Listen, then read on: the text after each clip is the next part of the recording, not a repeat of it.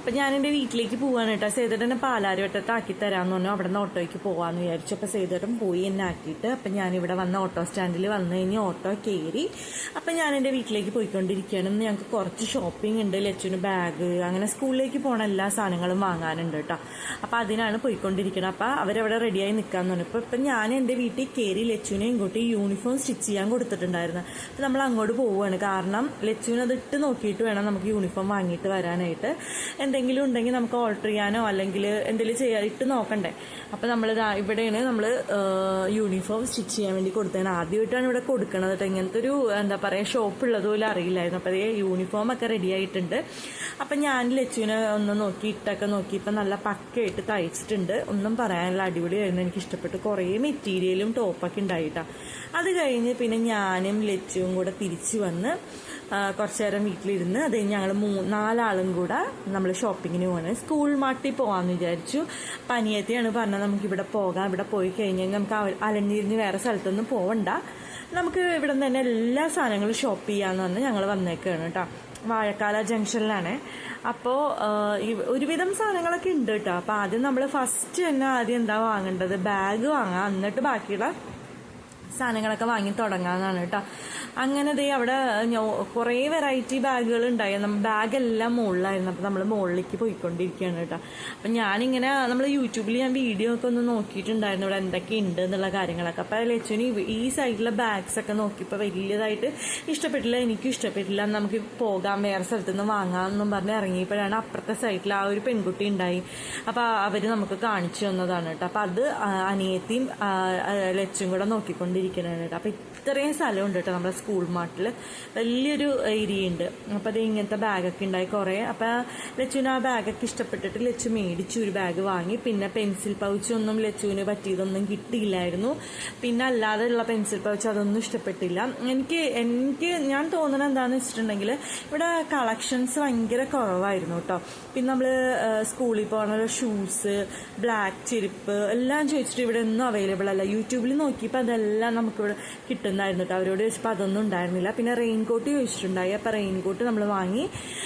അത് കഴിഞ്ഞിട്ട് പിന്നെ ദേ നമുക്ക് ആക്സസറീസ് ഒക്കെ ഉണ്ട്. ഹെയർ ബാൻഡ്, ക്ലിപ്സ് അങ്ങനത്തെ സാധനങ്ങളൊക്കെ ഉണ്ടായിരുന്നു. അപ്പം എന്തൊക്കെയോ അമ്മയും ലച്ചു ഒക്കെ എന്തൊക്കെയൊക്കെയോ മേടിക്കുന്നുണ്ടായിരുന്നു കേട്ടോ.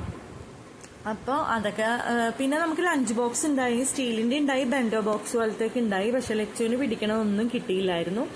അപ്പം നമ്മൾ എന്ത് ചെയ്തു, അതെല്ലാം വാങ്ങിയതാണ് ലച്ചു വാങ്ങിയ ബാഗ് കേട്ടോ.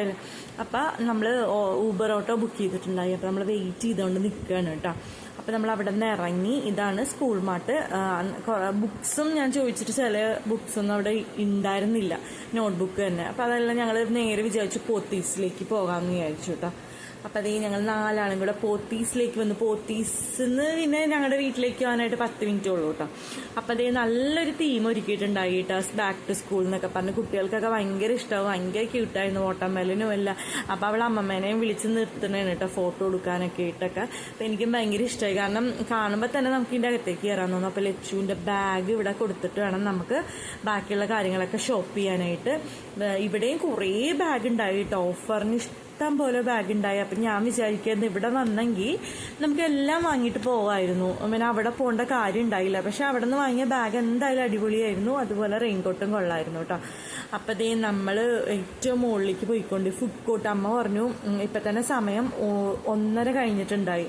അപ്പം എന്തായാലും കഴിച്ചിട്ട് ബാക്കി ഷോപ്പ് ചെയ്യുക. അല്ലെങ്കിൽ നമുക്ക് പിന്നെ ടയേർഡായിട്ട് നമുക്ക് ഒന്നും നോക്കാനായിട്ട് തോന്നൂലല്ലോ. വീട്ടിൽ നിന്ന് ഇറങ്ങിയപ്പോൾ തന്നെ 12 മണിയായി കേട്ടോ. അപ്പം അനിയത്തിയൊക്കെ പറയാന്ന് ശരി നമുക്ക് എന്തെങ്കിലും കഴിക്കാൻ പറഞ്ഞാൽ ഒന്നും കഴിച്ചില്ലെങ്കിൽ ജ്യൂസെങ്കിലും കുടിക്കാമെന്ന്. അപ്പോഴത്തേ അവിടുത്തെ ഫുഡ് കോർട്ടിൽ കയറി. അപ്പം ഞാനും അവളും കൂടെ പോയിട്ട് ഫുഡൊക്കെ ഓർഡർ ചെയ്തു. അവിടെ എങ്ങനെയാണെന്ന് വെച്ചിട്ട് നമുക്കൊരു ടോക്കൺ നമ്പർ തരും. ആ ടോക്കൺ നമ്പർ ഇങ്ങനെ അവിടെ കാണും. നമുക്കിങ്ങനെ ഇപ്പോൾ 167 ആണെങ്കിൽ അതിങ്ങനെ തെളിഞ്ഞ് കാണുമ്പോഴത്തേക്കും നമ്മൾ ചെല്ലുക, ഫുഡ് കളക്ട് ചെയ്യുക. ഇങ്ങനെ ഇരുന്നു കേട്ടോ. അപ്പോൾ ഞങ്ങൾ ഫുഡിന് വേണ്ടി വെയിറ്റ് ചെയ്തിരിക്കുകയാണ്. അപ്പോൾ ആദ്യം തന്നെ നമ്മൾ ജ്യൂസ് പറഞ്ഞിട്ടുണ്ടായി, വാട്ടർമെലനും ഓറഞ്ചും പറഞ്ഞിട്ടുണ്ടായിരുന്നു. ഭയങ്കര തിരക്കായിരുന്നു കേട്ടോ. അതുപോലെ തന്നെ നല്ല സ്പേഷ്യസും ആയിരുന്നു കേട്ടോ ഇരിക്കാനൊക്കെ ഇട്ടൊക്കെ. അപ്പം നമ്മൾ പറഞ്ഞത് ഫ്രൈഡ് റൈസും ഡ്രാഗൺ ചിക്കനും ആണ് കേട്ടോ പറഞ്ഞത്. എന്നിട്ട് അതെല്ലാം കഴിച്ചിട്ട് ഷോപ്പ് ചെയ്യാം എന്നാണ് കേട്ടോ വിചാരിച്ചത്. എന്തായാലും നല്ല ഫുഡായിരുന്നു കേട്ടോ. നമ്മൾ വിചാരിച്ചില്ല ഇത്രയും നല്ല ഫുഡായിരിക്കുന്നു. അടിപൊളി ഫുഡായിരുന്നു, എല്ലാവർക്കും നന്നായിട്ട് ഇഷ്ടപ്പെട്ടു. ലച്ചുവിനും ഇഷ്ടപ്പെട്ടു. ഫ്രൈഡ് റൈസൊക്കെ അടിപൊളിയായിരുന്നു. അങ്ങനെ നമ്മൾ ഇതേ ഷോപ്പിങ്ങിലേക്ക് കയറുകയാണ്. അപ്പം ആദ്യം തന്നെ അമ്മയ്ക്ക് ചവിട്ടി വേണമെന്ന് പറഞ്ഞാൽ അതൊക്കെ നോക്കുകയാണ് കേട്ടോ. ഇവിടെ ഒത്തിരി ഓഫർ ഉണ്ട് കേട്ടോ എല്ലാ കാര്യങ്ങൾക്കും. ഇവിടെ വന്നു കഴിഞ്ഞാൽ നമുക്ക് എല്ലാം മേടിച്ചിട്ട് പോവാം കേട്ടോ.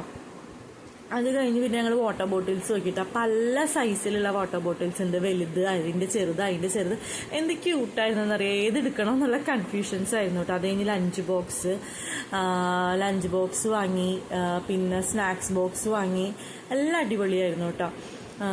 ലഞ്ച് ബോക്സൊക്കെ ലച്ച് ഉദ്ദേശിക്കണത് എങ്ങനെയാണ്, ബെൻഡോ ബോക്സ് പോലത്തെ തന്നെയാണ് കേട്ടോ അവൾക്ക് കിട്ടിയത്. അത് തന്നെ വേണമെന്ന് പറഞ്ഞിട്ടായിരുന്നു.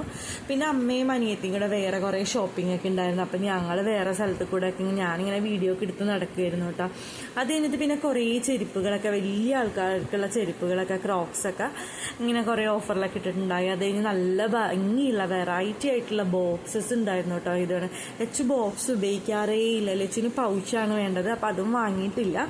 അതും നമുക്ക് ഇവിടെ നിന്ന് തന്നെ കിട്ടുമെന്നാണ് വിചാരിക്കുന്നത്.